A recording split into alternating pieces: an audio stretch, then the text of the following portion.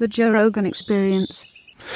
What I think is interesting is that the continual bias along that technological path is towards profit. You know, when we see those machines, the end point is always how do we maximize profit. There is no, like, the influence of how do we do what's right. That's like a sort of a person, like a sort of a general ethical what do I want to say, sort of code is not being introduced. There is no regulation. Right.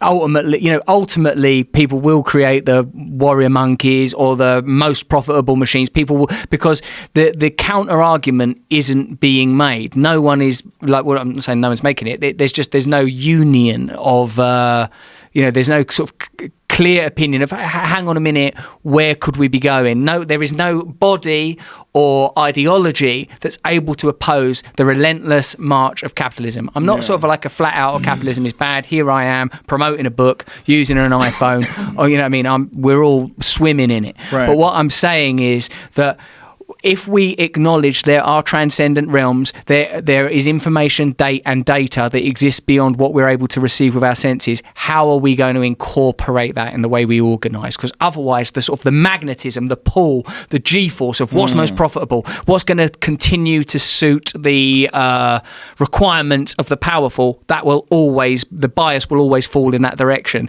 And it seems like where that's heading is certain kinds of ecological disaster, certain kinds of economic inequality, certain kinds of conflict, and like one of the simple experiments that I apply is, if people say, oh, what's wrong with the world? The world's so fucked, all this polarity. I sometimes think, well, who is benefiting from how it is now? Is anyone benefiting? Are there any groups, institutions, or individuals for whom this current state is beneficial? And if the answer to that question is yes, then look at who those institutions are, and they are most likely to a degree involved in establishing and maintaining these systems. And there are, institutions and individuals and organizations that this works just fine for. But are they just capitalizing on it, or are they organizing it? And it is a normal part of the way human beings operate, with this constant desire for innovation, constant desire for improvement. We always want to push further. No one's comfortable where they are. They will always want to be in a better place.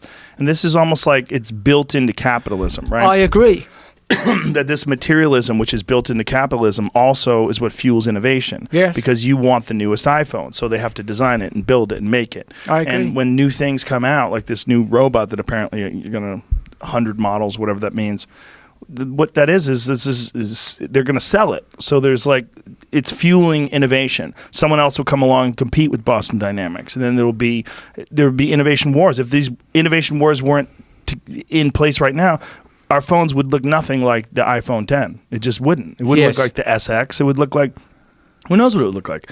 But there would be no incentive for them to compete against all these Samsung devices and Huawei devices, and all that stuff is fueling this innovation, but it's all being fueled by capitalism. You're quite right that innovation is one of the benefits of maintaining this system. But it seems to me that we are excluding other factors that recur throughout human cultures. We all have an idea of fairness, of justice, and I don't want some clunky, weird sort of Eastern Bloc phone made out of grey plastic, with only one button on it.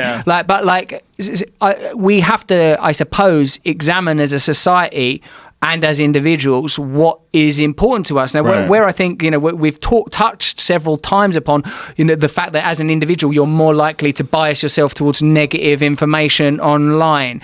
We do have a degree of individual power and individual responsibility. And I feel like if enough people awaken to the possibility of different narratives, that the capitalist idea of innovation and success and progress, that all of these words can be examined. What do you mean progress? That assumes a teleology, a purpose, a destination. If all time is happening at once, if space is infinite, that bit of yours of to try and fathom for a moment the limitlessness that we're existing within, then all these things are constructs. This is a construct, and it is good to have technology, but it's possible to, at times of crisis, such as what it feels like we're at now, and although that people have said, we always feel that every generation thinks that they're the one because they know their own impending death is coming, and they narrativize that into something social and global. Well, regardless, there's got to be a time where we start to introduce different ideas into our systems. It seems like there's room for that now, because we do live in a truly global culture, that there is the possibility for monoliths to introduce new innovation, and there is nothing that can oppose it or regulate it. We're starting to see this kind of breakdown.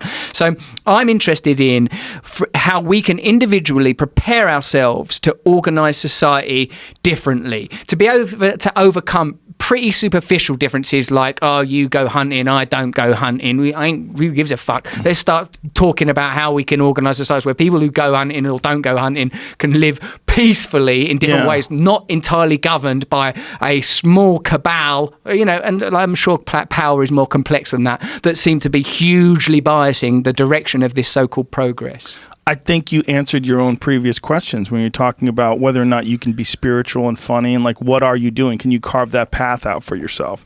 That what you're doing there by explaining that would influence people, would give people a perspective that allows them to say, yeah, like, why are we doing this? And what is the purpose of this? And if enough people hear those words and have that perspective introduced to them, it'll change the way they interact with the world. And that changes the world. It really does. And that's one of the more powerful things about discussions.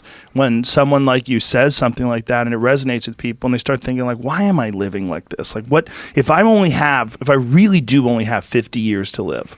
Why am I living these 50 years in some really unproductive bullshit way that's not satisfying at all? Because I just want a bigger house? Like, what is it? Do I want a faster car? Do I want a expensive piece of jewelry? Like, what is the purpose of this path that I'm on now versus a path that I could be on? And what is the real conflict that we all experience between each other? How much of it is due to a lack of communication? How much of it is due to a lack of real listening and understanding?